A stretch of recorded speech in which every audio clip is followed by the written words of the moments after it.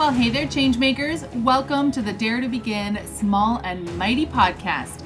I'm your host, Amy Van Meel, and I'm here to inspire and teach changemakers like you, entrepreneurs, budding entrepreneurs, and people who are doing big things in the world, some tips, tricks, things about business, and we're doing some personal growth on the way. With that, let's dive into today's topic.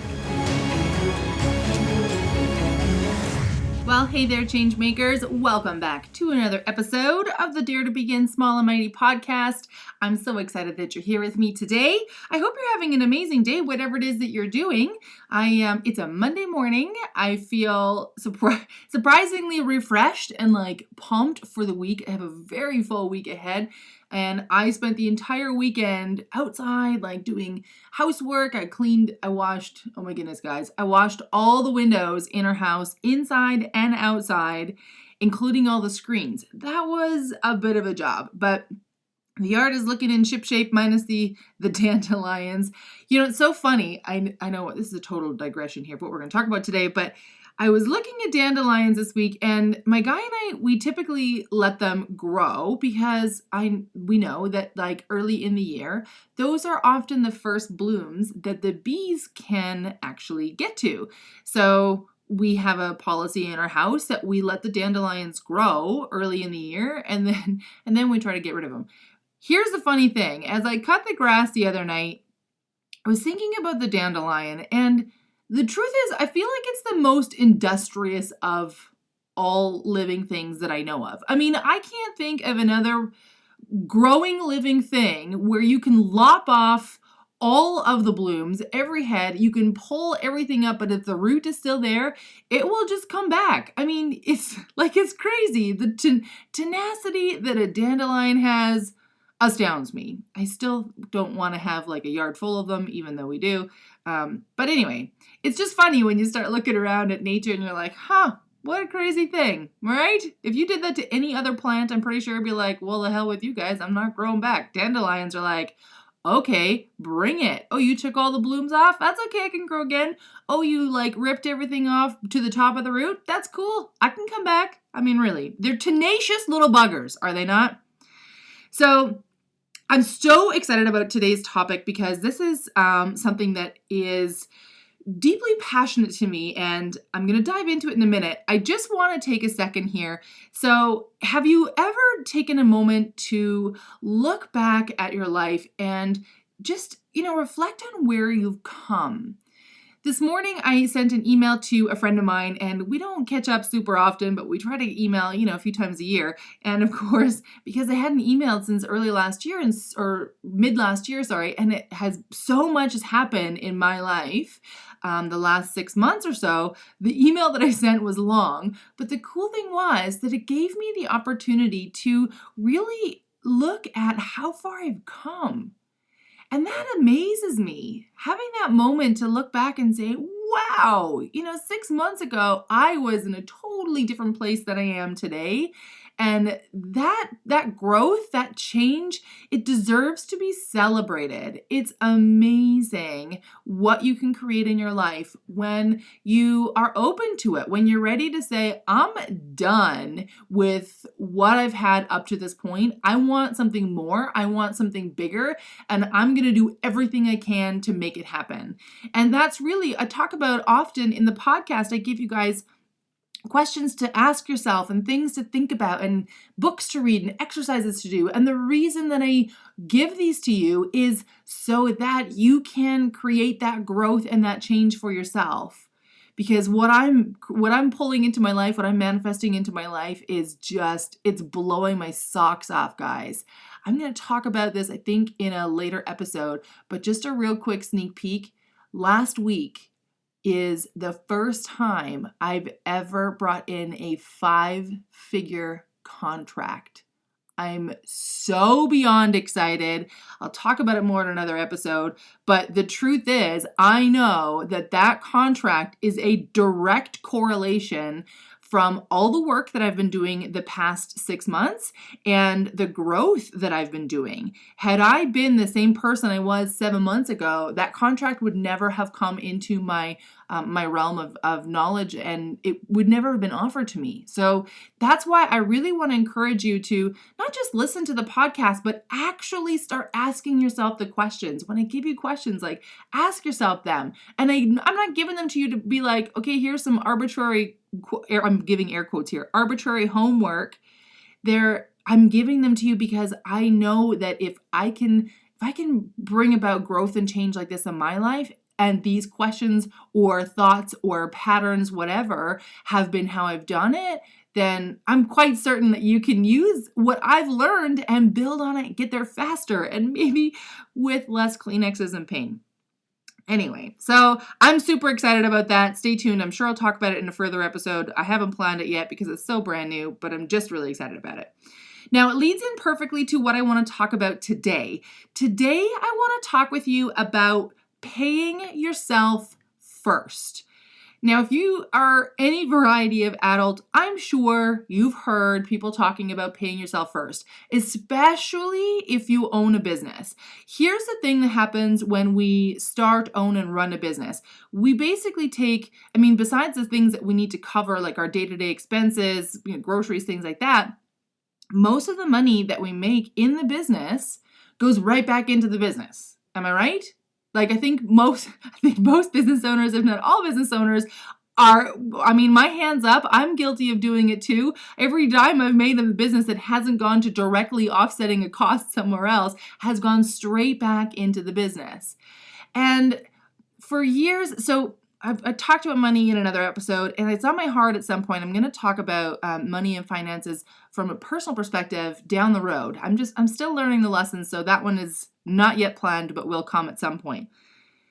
But in my life, I've always been told, and tell me if you felt the same way, I've always been told to pay your debts off first. Right? Start with the highest cost debt, which for most people is credit cards. They have the highest interest rate most often. And basically pay off your debts first and then start saving money and then start, doing these things. It's always do that first and then. Now, throughout my 20s, I did that. I worked lots of different jobs, and my focus was always like, okay, I'm just going to keep paying the debt off. I'm just going to keep paying the debt off. I'm just going to keep paying the debt off. It was a horrible, repetitious cycle. And at the same time, I was hearing constantly that, if you could just start setting aside $1,000 a month right now, like look at how when you compound interest and blah, blah, blah, how much money you'll have when you're 60. And I'm like, if I had $1,000 extra a month to set aside, like my life would just look so different. I don't have that because my entire focus was on paying down my debt.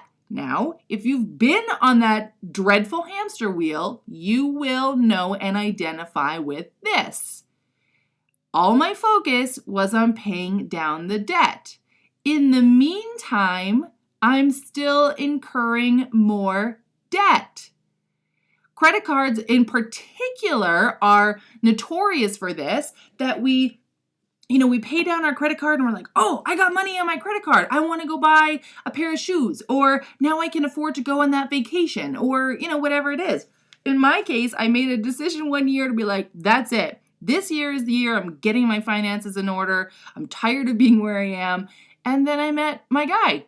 And instead of, getting like between my full-time job, which I was making a crazy good salary, and my part-time job, which was there to help offset the debt that I had built over the last few years, I was very slowly paying down debt, and mostly I was spending money on airfare to go spend time with my boyfriend. So when I finished that year, I'd never made so much money in my life. And at the same time, I'm like, well, my financial situation hasn't changed. And what was worse, I had no money in savings. So when I talk about today, paying yourself first, I want you to pay really close attention. And I really want you to hear me when I say that it is possible. Now, I know, guys, I've been there. I've been in the trenches. I've done the work. I've cried the tears. I know that when you are starting a business, when you're growing a business, your income is variable. Right? You always hear about people saying, well, you should automate it. Then that way, you save anyway. You don't have to think about it. We're going to talk about that in a second. But what I always struggled with is, how do I automate something when some months I could make thousands of dollars and some months I might make $200, right? Like, how do I actually marry the two? Because in my mind, I couldn't seem to figure it out. Now, here's what happened. Like I said, my whole adult life, I have been told pay off debt first, focus on paying off debt, then focus on the next thing. That was my whole focus. Everybody said that's the way you're supposed to do it. So I did that for a lot of years. Like, I'm thinking like 12 or 14 years. And then I came to the realization probably about 2 years ago that all I'd ever done was pay off debt. Every bit of money that had ever come in, anything that was over and above my daily cost of living, was always focused on debt. Now that debt had rotated, right? Like, I paid off my credit card a number of times in that time, and I had bought a new car. So then obviously there's that loan. I had student loan debt, and that got, paid off. And so it wasn't the same debt. The debt was rotating, but it was always debt. My focus was always on debt. And I reached the point in my early 30s where I'm like, I am in my 30s. I don't have any money set aside in savings. And if I don't figure out a way to make it happen, then forget about the benefit of compound interest. I don't know if I'll ever have money set aside. And this is here, pay attention. This is the part that was the turning point. I felt miserable always only setting money aside for debt repayment.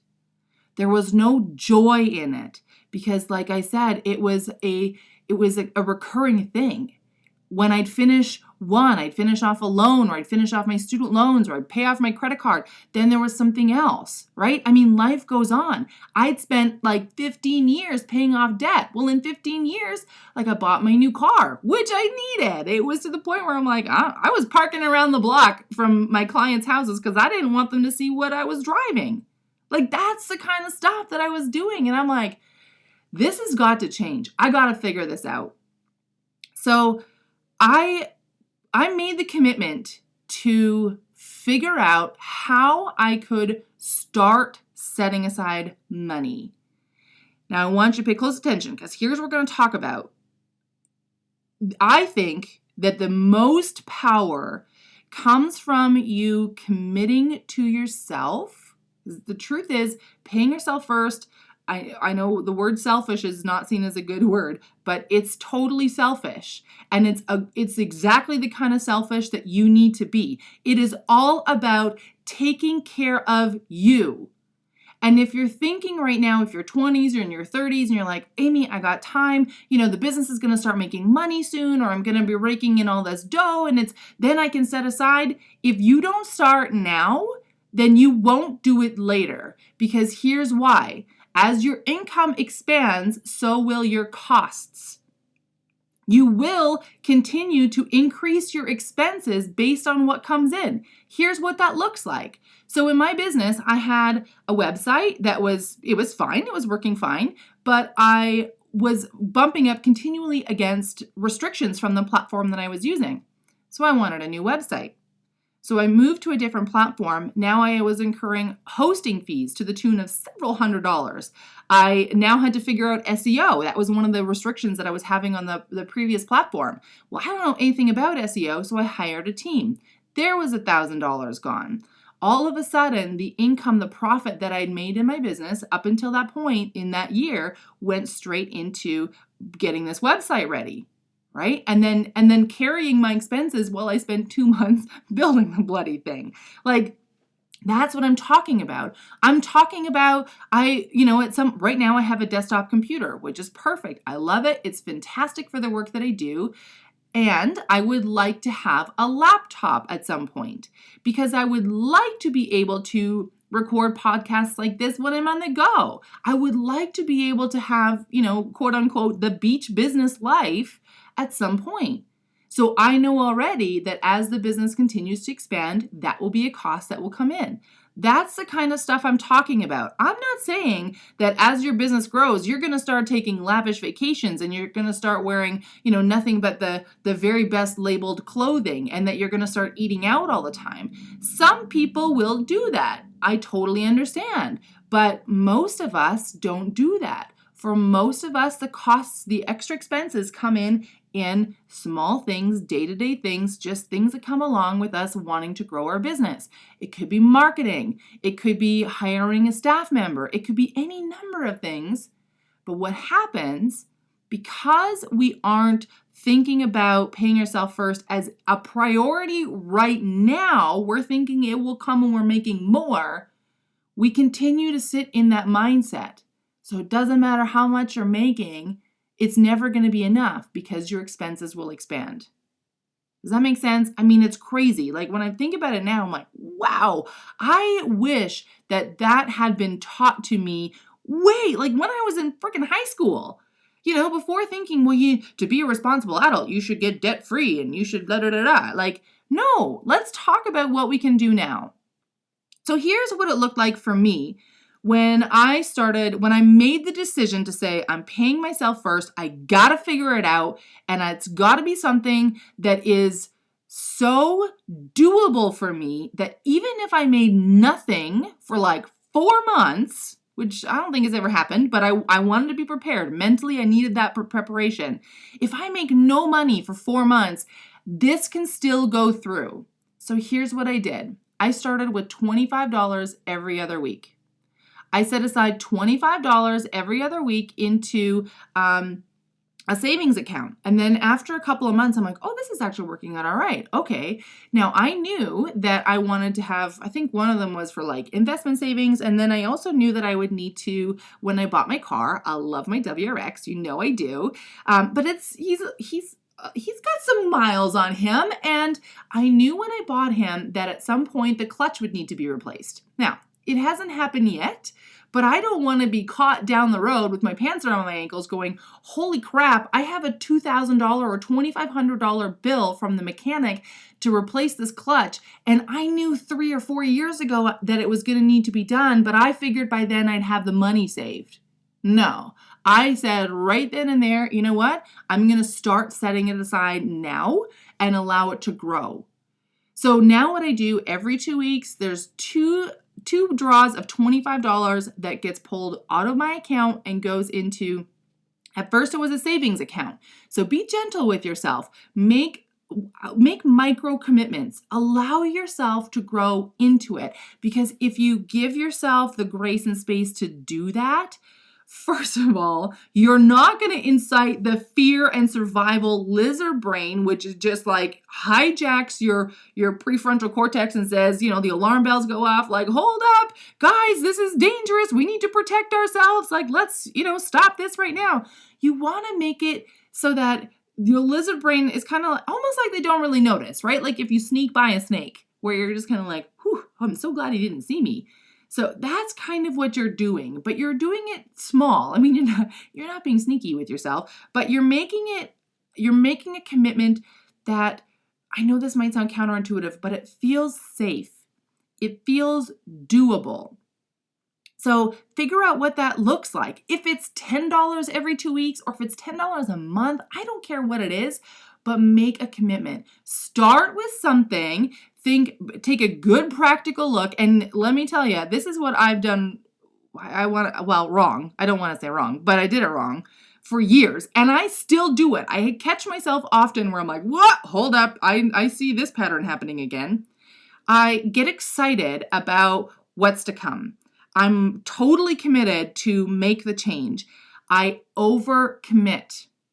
So what would happen, and still does if I'm not paying extra close attention, is that I'm like, okay, well, I want to save $4,000 by the end of next year, and that means I need to do this much per month, and perfect, I've got that much money in my account, and I'm just going to make it work. Do Do you know what happens when you do that? And you're like, I'm just going to freaking make it work. For me, anyway, what happens is the first couple of payments might go through fine. And then the lizard brain takes over, where it's like, holy crap, guys, like, have we been paying attention? All of a sudden, we're just filtering this money aside and we're not paying debt and we're not doing these things. And what inevitably happens is that I get shut down and pulled out. Fear takes over and I'm totally derailed. And I don't want that for you guys. I've lived that cycle so often. Now I recognize the signs at the front end. I recognize like, oh, I see this. This is that old habit that likes to pop back up when I'm wanting to make a change, where I'm like, all right, let's do this. I'm the kind of person, it's so funny. I think about personal growth. I'm like a bull in a china shop when it comes to personal growth. I'm of the belief that, all right, I figured out today that this is the belief that's been holding me back. And then my mind, I'm expecting that tomorrow I'm going to see the results. So for example, if I had a belief that, I can't be thin because otherwise I'm not lovable, then if I realize that belief today, then tomorrow I'm like, all right, well, I should start losing like 10 pounds a day. Like, I know it sounds silly and you're probably like, oh my gosh, Amy. But that's the kind of stuff I'm talking about, that I'm like this bull in the china shop of, okay, I did the work. I want to see the results, right? It's something I'm working on, guys. I'm a work in progress. I want to be honest with you guys, but that's what it looks like for me. So I want you to think about that when it comes to making this commitment to yourself. Don't overcommit because you will get hijacked. So start especially with something as loaded as money. I don't have to tell you this, that even though money itself is sort of this like this non-thing, right? I've heard a lot of people talk about it like it's really just paper that we've all agreed has some value to it. And oftentimes it's not even paper. I mean, how many of you, do you carry cash? I have a nickel in my wallet. At any given time, that's about all I have. It's kind of comical, actually, but that's what I have in my wallet because I do everything either online, through online banking, or pay for it with my credit card because I want the points, guys. So sometimes money isn't even like this paper tactile thing that you can hold. It's literally numbers on a screen. But what we have done as human beings is that we've associated all kinds of emotions and beliefs and thoughts and patterns to money, even though I'm sure money's like, hey guys, you think that I'm this big thing, but really I'm just sort of this like esoteric principle that you guys have all agreed that I'm supposed to be this thing, right? So you need to be paying very close attention to what you're associating with it. That's why I say start small. Allow yourself to grow into it and give it time. So I don't mean like, start with $10 a month now and then next month you're like, okay, next month I'll bump it up to $20 a month and then the next month I'll bump it up to $30 a month. Do what feels good. Now, I'm not about staying in our comfort zone. I think you know that by now, but I am about making changes that will last. And if you set in place a growth strategy that you will not be able to sustain, what ends up happening is not only will you not sustain that growth, most often you'll go back to your starting point or worse. I don't want that for you guys. So start small. And then the easiest thing, so like I said, when it came to business, they're always talking about like, automate your expenses, automate this stuff, just automate the savings. And I'm like, well, how do I do that when my income fluctuates so much from month to month? So I figured out, that's why I said, like when I sat down and thought about it, I'm like, okay, I can do $25 every 2 weeks, rain or shine, whether there's income coming in or not. It's not so much that if I didn't make anything in a couple of months, it would leave me destitute, but it's enough for me to start seeing a difference. That's the key. Now, here's the really cool part. I didn't really tell anybody that I was doing this. I kind of started it as an experiment because, like I said, up until this point, everybody that I knew was saying you need to service your debt first, deal with your debt first, and then go from there. And then you get hammered on the other side of, well, you're in your 30s, like you need to start saving for retirement. It's like, how do I do both, right? So this is what I started to figure out. I set aside the $25 a week, and like I said, I first set it into a savings plan. I wanted to, I wanted in a way for this money to be accessible if the shit hit the fan and I needed to get to it. Now, I made a commitment to myself that I wasn't going to touch it for just anything. It wasn't going to get pulled out just because I needed to buy groceries or something. Like all of those regular day-to-day expenses, I had to figure out a way in the moment how I could make it work. But if, for example, like if the clutch in my car had suddenly gone, I'm not going to say, well, that money that I put in savings, I can't touch it. I would have pulled it out and used it towards that expense. It wouldn't have covered it, but it would have alleviated the upfront cost a little bit. But outside of like big things like that, that money didn't get touched. So for a year, that's what I did. For a year, it just sat in this account. It got bigger and it got bigger. And I mean, at $25 every 2 weeks, it didn't get bigger fast, but it did get bigger. And I think, like I said, a couple months in, I started the second one to account for the potential car repairs that I might need to have down the road. So I watched the two of them grow. And then I got to the point where I'm like, okay, this is working out. I'm okay. Like, you know, there's been months where financially it's been tough, but I've been able to make this $25 every 2 weeks work. Now I want the money to actually start working for me, because in a savings account, like if you have $1,000 in a savings account, you're lucky if you make 15 cents in interest. Like it's ridiculous, right?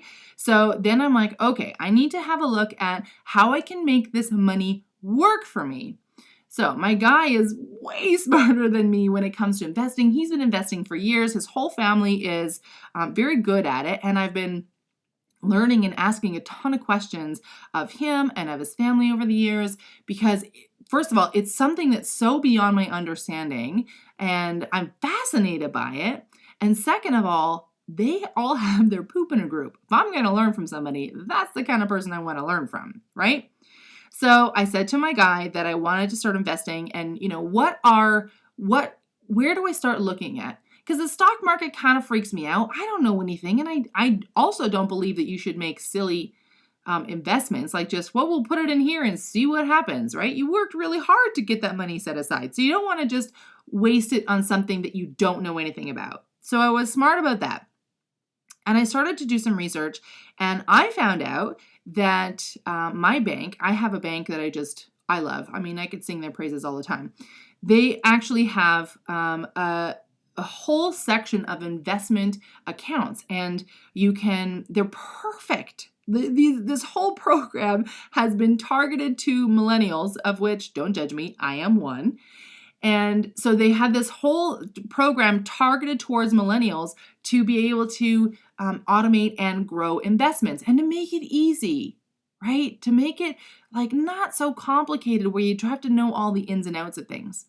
So I did my homework. I reached out to a representative there. I did a bunch of research and I brought it to my guy. I said, look, I found this. I think this is a great starting point for me, but I want to make sure that that you think this is a smart thing to do before I go ahead and commit to it, right? I often use my guy as a great balancing checkpoint just to make sure, like, it seems like a good idea to me. Does this seem like a good idea to you, right? It's great to have someone like that in your life, whether it's a partner or not. It might be a really good friend. It might be a parent. It might be a sibling, but it's good to have someone in your life that you can sort of do those little balances and checks with. So we had a look, and I had decided on a risk level that I was comfortable with. And I have two, like I said, two savings accounts, which meant two investments accounts. One was long-term. So basically one savings account, one savings that turned into an investment is based on like retirement. It's just money that's going aside for the future me down the road. The other one is about potential upfront costs. So what that means when you're looking at investing your money is the one that's like way down the road, like I'm talking like 20, 30, 40 years down the road, I can afford for that account to have a higher risk. what happens, if you're not familiar, when you have higher risk investments, there is a chance that you will lose your money or lose a portion of your money, but there's also a greater chance of making greater returns. So often, and I mean, I'm not a financial advisor, but often it'll be suggested to you to operate in a higher risk investment fund than lower risk if it's long term. Because if you look at the numbers of the markets over the last however long the stock market has existed, it has always trajected upwards. So sometimes it has big dips, like 2008, huge dip. In Calgary, I know in 2014, 15, huge dip. But it's always trended upwards. So for long-term investments, that's great. For my short-term savings, the money that I potentially need to access upfront, if like tomorrow the clutch on my car needed replacing, that I want to have in a more sheltered investment fund, meaning that it will still grow. It's still going to earn some returns on it, but it's less risky. So there's still a chance that it could lose money. And to be honest with you guys, the first few months I was losing money. I'm like, I'm losing more money than I'm putting in right now. This is not what I what I wanted, right? Like you want to put it in, you're thinking it's going to start growing right away. Yeah, no, mine lost money for a few months because of the markets. So I'm happy to say they're growing now, but for a moment, that's not how it was. So you need to think about that. Like, okay, this is short term. I'm going to want this sooner than later. So then you want to be a bit more cautious about taking risks with things like that. Now, that's like the end of the story of the beginning of paying yourself first. So the reason that I want to talk about this with you guys is, like I said, I really struggled with this. When I started my business, everybody was saying, you got to pay yourself first. You got to pay yourself first. And I'm like, well, that's all great. But if my income is so all over the place and I don't know, what it's going to be, and I'm hoping for growth, I'm planning for growth, I'm working towards growth, but there's no guarantees, right? And probably the best thing is that the learning ground I've been in. So if you don't know my story, I'll tell you real quick. When I started my business in 2014, it was the end of 2014. Within like a week or two, I can't remember if it was before or after. I think it was after, right around when I started my business, oil prices crashed. And if you're not familiar or you don't live in Calgary, Calgary is very dependent on oil. 100,000 people in the province I live in were laid off from their jobs. And that has a massive impact. My business is that one, not this one. My business is interior design. Do you think people are hiring interior designers when they don't have a job? When they don't know if they're going to have a job? Yeah, no. There was a massive upheaval in my local market, and that's the market that I service with my design business. So I had to figure out a way of like, well, how can I make this work? And I'll say this, guys, like, I know there are some recessions that only last a short amount of time. And when it happened in 2014, 2015, people here thought, okay, it'll maybe be a year and it should bounce back. It's been like, it'll be 5 years at the end of this year, and it hasn't recovered like we've thought. So my business the truth is, like, the success of my business, the fact that it's been profitable at all is nothing short of a miracle, because everything around here was stacked against the idea of a business being profitable. And knowing that, seeing what was happening in the market, watching friends of ours who had high paying jobs.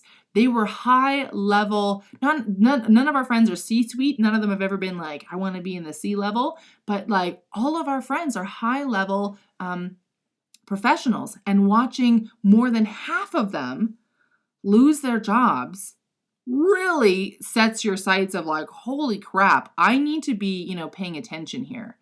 So I needed to know that if I made this commitment to pay myself first, that it was something that I could do. And that's why I suggest starting small. All right? So start small, Let your lizard brain know that it's okay. And then once you've put in the time, once you have some money set aside and you're like, okay, this is working. I'm okay with this. I'm not freaking out when this money comes out every month. Like I feel good about it. And I haven't even talked about this part. This is a beautiful thing, guys. Debt will always be there. I've talked about the idea of like, it just keeps cycling around. As long as you're buying anything, most of us buy things on credit card, which even if you pay off your credit card every month, for a portion of time, you have a bit of that debt, right? Really, that's what it is. So it's always going to be there in some way, shape, or form. Now, here's a really cool thing. When you start setting money aside in savings, when you start making that commitment to say, okay, this is what it's going to look like, it's astounding how good it feels. So after a year of putting aside $25 every 2 weeks, I didn't have thousands. I had hundreds of dollars set aside. And I'm sure that like any investor would be like, oh my gosh, really, Amy? Like that's all you could put aside? But I felt great about it because I had proved to myself, A, that it was possible, and B, that I was worth it. That was a game changer for me. And as both businesses will grow, obviously I need to like reassess. And I do suggest that in a year or 2 years or whatever, when your life takes a turn and you start bringing more income in, have a look and reassess. Okay, could I afford to put more aside? Because the truth is, you want to make it as much as possible in an amount that's still doable. So if for you $100 a month is totally workable, have at it. If $1,000 a month is workable, have at it. Like start where you can, but start where you can. Okay? I hope that makes sense for you guys. Now, I want to have a quick chat about expanding your profits, bringing in more money. If you listened in on last week's podcast, then you know up until the midnight June 14th, I am pre-selling my Profit Power Pack. What is inside there? You might be wondering. Even if you aren't, I'm going to tell you. Inside the Profit Power Pack is 3 modules, which includes video training, PDF training, and some, I believe there's a Facebook support group in there as well. And the entire product, the Profit Power Pack, it's geared to getting you making more profits in your business and increasing your clients' success. Now, those might sound like 2 separate things, but the truth is those are so interwoven, it will blow your mind. So I'm pre-selling it until midnight on June 14th. That means that until that time, you can get it for only $97, which is crazy a good deal. And on June 15th, the following day, is the day that the pack will actually release. Now, you might be wondering a little bit like, Amy, if I pay for it today, how come I can't get it today? It's because I'm still making it, guys. Like, it's still in production, which is why I'm doing the pre-sale. So you can get a crazy good deal on it if you buy it now, and then you'll get access to it right away on June 15th. All right. So in order to grab the Profit Power Pack, go to daretobegin.net/profit, and you can sign up for the payment there. After June 15th, you can still get it. It's not that it's like, okay, you only have until now to buy it. You can still get it after June 15th, but then you're paying the full pay price. And that full pay price will be $397. So you can get it then, but I mean, heck, save yourself $300. Get yourself, I think the product, I'm trying to remember the total value. It's like $800 or $900 is the full value of the pack, including the 3 modules of training. I have a bonus module, which I've included for you, which is called How to Deliver Like a Rock Star. Which ties perfectly into the Profit Pack, and basically it's just about how to show up for your clients, and I give you some really cool ideas in there on how to go above and beyond. Because here's the thing, guys, you have to work real hard to bring a new client in. Am I right? You want to grow that client. You want that client to want to come back to you. So I teach you some really cool strategies in the bonus of how you can create that future. So it's recurring income, because when your client just calls you up, that's amazing. Guys, I said to you earlier that I just signed a 5-figure contract. That contract came from a client I worked with last year. They called me literally out of the blue and said, "Hey, Amy, we have this project. We want to talk with you about it." So that's what I'm talking about. You want to bring in recurring revenue. You want to grow your business with more ease. That's how you do it. So grab the Profit Power Pack. Seriously, like the secret sauce, the recipe that I teach you inside the regular Profit Power Pack is literally the game changer for my business.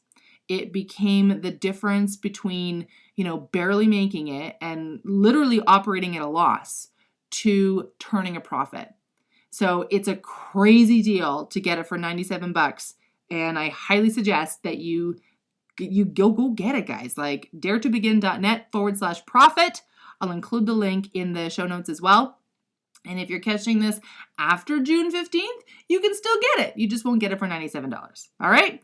I wish you a fantastic rest of the day. And I just want to say thank you so much for tuning in. I'm going to copy little James Wedmore here. I love how he does this. If you're listening to this podcast, take a screenshot and share it on your Instagram stories and tag me. You can find me at I Dare to Begin. I'd love to share out the love and see that you guys are listening to it. And definitely please leave a review on iTunes. I would really appreciate that as well. And just let us know what we're doing. All right? I wish you a great day, and I look so forward to talking with you again soon. Bye for now.